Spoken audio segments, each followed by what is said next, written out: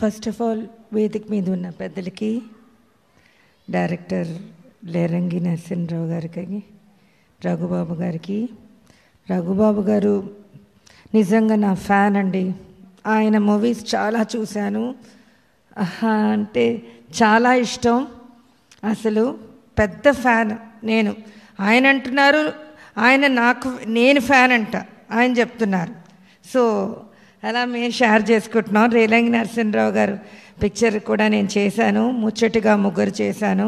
చాలా మంచి పిక్చర్ ఇచ్చారు ఆయన. సో ఇప్పుడు ఫస్ట్ నేను పాట పాడతాను, బికాజ్ ఫస్ట్ నేను సింగర్ని. ఆ తర్వాతే నేను ముద్దమందారంలో యాక్ట్ చేయడం జరిగింది. సో శ్రీవారికి ప్రేమలేఖలో ఫ్యూ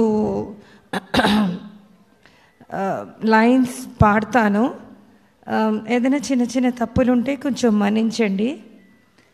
శ్రీమన్ మహారాజ మార్తాండ తేజ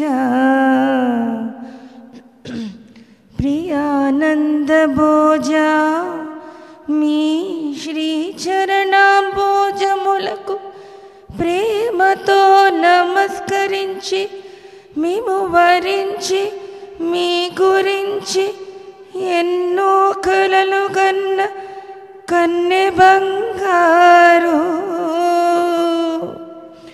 భయముతో భక్తితో అనురక్తితో సాయంగల విన్నపములు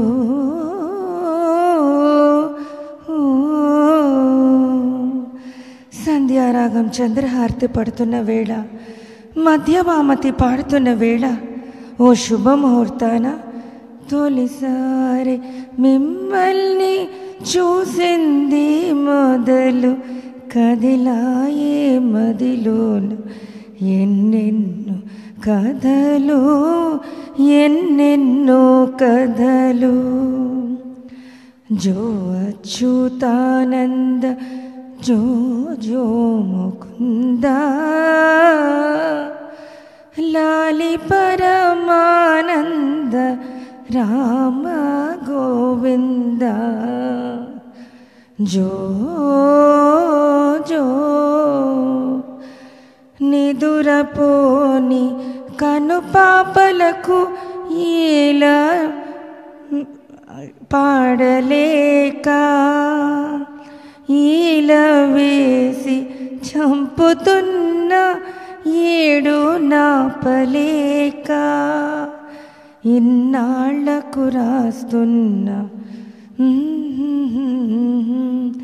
ప్రేమలేక తొలిసారి మిమ్మల్ని చూసింది మొదలు కదిలాయే మదిలోన ఎన్నెన్నో కథలు ఎన్నెన్నో కథలు. Thank you so much. Actually నాకు ఇది ఫేవరెట్ సాంగ్ అండి. ఇలాగ నీలాలు కారైనా కూడా యాక్చువల్లీ జంధ్యాల గారు చెప్పాలి. జంధ్యాల గారి గురించి చెప్పాలంటే దెర్ ఇస్ నో వర్డ్స్ అండి. ఆయన మా గురుగారు. అసలు నేను ఫిలిం ఫీల్డ్లో ఈ స్థాయికి ఇలా నిలిచాను అంటే ఆయనే కారణం. యాక్చువల్లీ ఆయన చాలామంది ఆర్టిస్ట్ని సెలెక్ట్ చేసుకున్నారు, ఎవరు ఆయనకి నచ్చలేదు. లాస్ట్కి నేను ఉన్నానంటే ఈవిడ యాక్ట్ చేస్తేనే ఆ అమ్మాయి పేరేంటో నాకు తెలీదు, ఈవిడ యాక్ట్ చేస్తేనే మనం సినిమా తీద్దాం, లేదంటే సినిమా మానేద్దాం అని ఒక పరిస్థితి ఉండిందనమాట. సో జంధ్యాల గారు చాలా శాంతమైన మనిషి. ఆయన ఒక వ్యక్తి, ఒక పర్సన్. ఆయన్ని ఎప్పటికీ నేను మర్చిపోలేను. ఆయన ఎక్కడున్నా ఆయన